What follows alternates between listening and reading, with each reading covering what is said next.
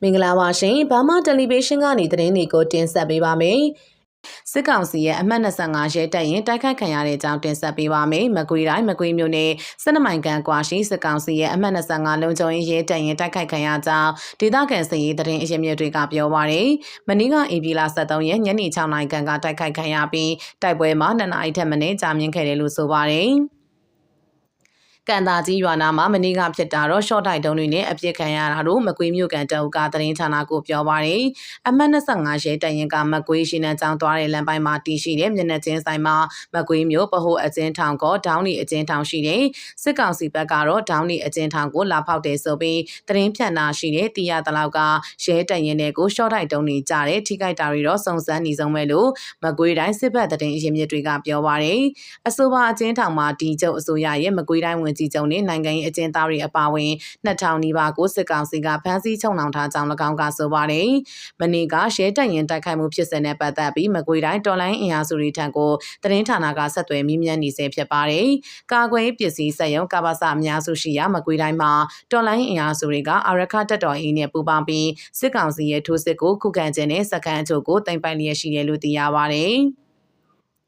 ဆလဘီဗမော်မြို့နယ်ရှိစစ်ကောင်စီတပ်စခန်းအများစုတင်ထားပြီးလက်ကျန်စကားက21ဌာနချုပ်သိမ်းနိုင်ရေးကြိုးပမ်းနေတယ်လို့ KIA ပြောတဲ့အကြောင်းတင်ဆက်ပေးပါမယ်။ KIA နယ်မြေကိုစစ်ကောင်စီကတပ်ပတ်အတွင်းလေကြောင်းလက်နက်ကြီးနဲ့ဒရုန်းတိုက်ခိုက်မှုအကြိမ်900နီးပါးပြုလုပ်တယ်လို့သိရပါတယ်။ကချင်ပြည်နယ်ဗမော်မြို့သိမ်းစစ်စင်ရေးကိုကချင်လွတ်လပ်ရေးတပ်မတော် KIA နဲ့မဟာမိတ်ပူးပေါင်းတပ်တွေကဆက်လက်ဆင်နွှဲနေဆဲဖြစ်ကြောင်း KIA ကို KIA သတင်းပြန်ကြားရေးဌာနက AP73 ရက်ညပိုင်းမှာသတင်းဖော်ပြပါတယ်။ဗမော်မြို့သိမ်းပိုင်နိုင်ရေး2024ဒီဇင်ဘာ4ရက်မှာမြို့သိမ်းစစ်စင်ရေးစတင်ခဲ့ရာတိုက်ပွဲ၄လကျော်ကြာမြင့်ပြီဖြစ်ပြီးစစ်ကောင်စီကလေကြောင်းပြင်းထန်ကုကန်တိုက်ခိုက်လျက်ရှိပါတယ်။ KIA ပူးပေါင်းတပ်ကဗမော်မြို့နယ်ရှိစစ်ကောင်စီစခန်းတွေကိုတိုက်ခိုက်သိမ်းယူထားနိုင်ခဲ့ပြီးကြံနေတဲ့စခက21ဌာနချုပ်ပါဝင်ဗမော်မြို့ကိုအလုံးစုံသိမ်းပိုင်နိုင်ဖို့ဆက်လက်ကြိုးပမ်းနေဆဲဖြစ်ကြောင်း KIA ကလက်ရှိစစ်ရေးအခြေအနေကိုမနေ့တုန်းကအသိပေးပါတယ်။ KIA ကဗမော်မြို့စခက21အနီးရှိတရင်ဌာနချုပ်ချို့နဲ့တင့်ကားတရင်တန်ချက်ကတရင်တခြားကာကင်းစကန်များလီရင်ကွင်းနေရာတွေကိုသိမ်းပိုက်ထားပြီးဖြစ်ပါတယ်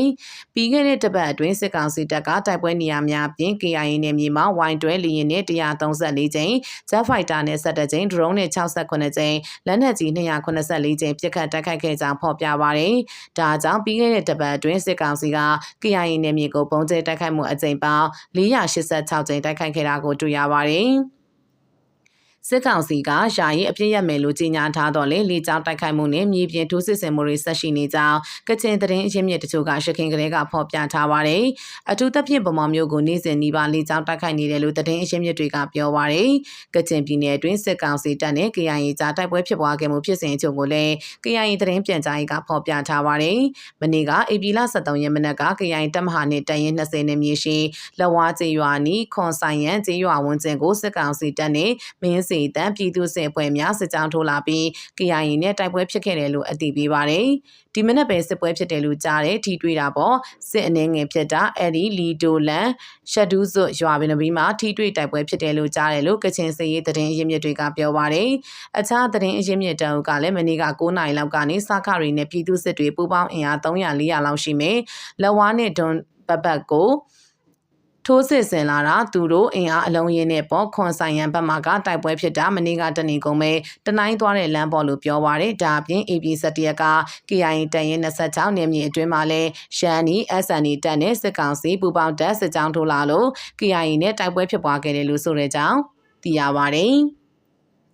ဆလဘီကဏီကိုစစ်ကောင်စီလေကြောင်းမှာအပြင်းထန်တိုက်ခိုက်နေတဲ့ကြောင်းတင်ဆက်ပေးပါမယ်။စကိုင်းတိုင်းကဏီမြို့နယ်ကိုစစ်ကောင်စီကဧပြီလ14ရက်တကြံကြားနေ့မနက်9နာရီကစပြီး Jet Fighter Y12 အပြင်စက်တက်လီဒီတွေနဲ့ပုံကျဲတိုက်ခိုက်နေပြီးအရက်သားထိခိုက်ဒေဆုံးမှုတွေရှိကြောင်းသိရပါဗျ။ကဏီမြို့နယ်မုံထောနဲ့နှက်ကြီးကျေးရွာကိုပြတ်မှတ်ထားပြီးဇက်တိုက်ပုံကျဲနေတယ်လို့ဒေသခံတအုပ်ကပြောပါဗျ။တောက်လျှောက်ကြီးပြနေတာပါလက်ရှိတရားတလောက်တအုပ်တည်တဲ့ကျွန်တော်ဒူမာလေးပါအခုလဲပါရာမိုတာထက်တက်လာပြီလို့ဒေသခံတအုပ်ကဒီကနေ့မနက်9 နာရီမှာပြောပါတယ်။ဒီကနေ့မနက်လေးကြောင်းမှာတိုက်ခိုက်မှုကြောင့်အမျိုးသမီးတအုပ်သေဆုံးကြောင်းအတည်ပြုထားနိုင်ပြီးတခြားထိခိုက်မှုအခြေအနေကိုမေးမြန်းနေဆဲဖြစ်ပါတယ်။စစ်ကောင်စီကရှာရေးဖြစ်ရမယ်လို့ကြေညာထားတော့လေတကြံကာလအတွင်းလေကြောင်းတိုက်ခိုက်မှုတွေအရှိန်မြင့်ပြုလုပ်နေပါတယ်။မနေ့ကတကြံအကျိုးနေ့က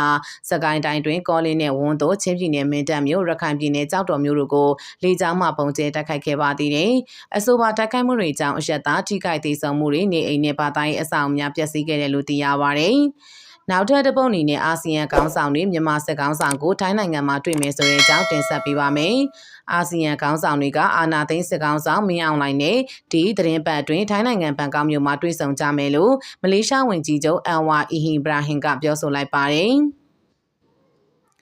ပြည်တွင်းပဋိပက္ခတွေနဲ့လူသားချင်းစာနာမှုဆိုင်ရာအကူအညီပေးရေးကိစ္စတွေကိုဆွေးနွေးကြဖို့အာဆီယံခေါင်းဆောင်တွေနဲ့မြန်မာအာဏာသိမ်းစစ်ခေါင်းဆောင်တို့ထိုင်းနိုင်ငံမှာရှာရှာပါပါတွေ့ဆုံကြမှာဖြစ်ပါတယ်။ပထမဆုံးချိန်ဖြင့်အာဆီယံနိုင်ငံတွေကခေါင်းဆောင်တွေကမြန်မာရဲ့ဗိုလ်ချုပ်မှုကြီးနဲ့အစည်းအဝေးတရက်ပြုလုပ်ကျင်းပမှာလို့အာဆီယံရဲ့အလှည့်ကျဥက္ကဋ္ဌမလေးရှားဝန်ကြီးချုပ်ကပြောပါတယ်။ဆက်လက်ပြီး၎င်းကဒီတွေ့ဆုံမှုမှာဖျက်အားပြင်းငလင်ပေးကိုခန်းစားခဲ့ရပြီးတဲ့နောက်လူသားချင်းစာနာမှုအကူအညီပေးရေးအကြောင်းပြချက်တွေကိုအခြေခံထားတယ်လို့မလေးရှားဝန်ကြီးချုပ်ကဆိုပါတယ်။မလေးရှားဝန်ကြီးချုပ်ကဗန်နိုင်းဝန်ကြီးအဖြစ်လည်းတာဝန်ယူထားတဲ့အန်ဝါဟာဒီနေ့ကျင်းပတဲ့ဗန်နိုင်းဝန်ကြီးဌာနလာဆင်စုံညီအစည်းအဝေးမှာမိန့်ခွန်းပြောကြားစဉ်မြန်မာစစ်ကောင်ဆောင်နဲ့တွေ့ဆုံမယ့်အကြောင်းထည့်သွင်းအတည်ပြုခဲ့တာပါ။မြန်မာနိုင်ငံမှာ2021ဖေဖော်ဝါရီစစ်အာဏာသိမ်းပြီးအာဆီယံခေါင်းဆောင်တွေကဧပြီလထဲမှာစစ်ကောင်ဆောင်မင်းအောင်လှိုင်ကိုအာဆီယံရှုံးချုပ်ရှိတဲ့အင်ဒိုနီးရှားနိုင်ငံဂျကာတာကိုဖိတ်ခေါ်ပြီးတူညီဆန္ဒ9ရက်ချမှတ်ခဲ့ပါတယ်။အာဆီယံရဲ့မြန်မာပြည်ငြိမ်းချမ်းရေးအစီအစဉ်တူညီဆန္ဒ9ရက်ကိုစစ်ကောင်ဆောင်ကိုယ်တိုင်ပါဝင်သဘောတူခဲ့ပြီးမြစ်လိုင်းနာဆောင်ရွက်ခြင်းမရှိတာကြောင့်2021ကစလို့အာဆီယံထိပ်သီးအစည်းအဝေးတွေမှာမင်းအောင်လှိုင်ကိုတက်ရောက်ခွင့်ပေးပင်ခဲ့ပါတယ်။ဒါကြောင့်စစ်အာဏာသိမ်းမှု၄နှစ်ကျော်အတွင်းအာဆီယံခေါင်းဆောင်တွေနဲ့စစ်ကောင်ဆောင်မင်းအောင်လှိုင်တို့ငလင်ပေးအကြောင်းပြုရှာရှာပါပါတွေ့ဆုံမှုဖြစ်လာမှာပါ။အာဏာသိမ်းစစ်ကောင်ဆောင်က AP 3ရက်4ရက်မှာဘန်ကောက်မြို့မှာကျင်းပတဲ့ဒေတာရင်းဘင်းစတက်ညီလာခံကိုတက်ရောက်ခဲ့ပြီးထိုင်းဝန်ကြီးချုပ်အိန္ဒိယဝန်ကြီးချုပ်အပါအဝင်ဒေတာရင်းနိုင်ငံချို့ကခေါင်းဆောင်တွေနဲ့တွေ့ဆုံခဲ့သေးတယ်လို့သိရကြောင်းသတင်းမှာဖော်ပြပါရှိပါတယ်ရှင်။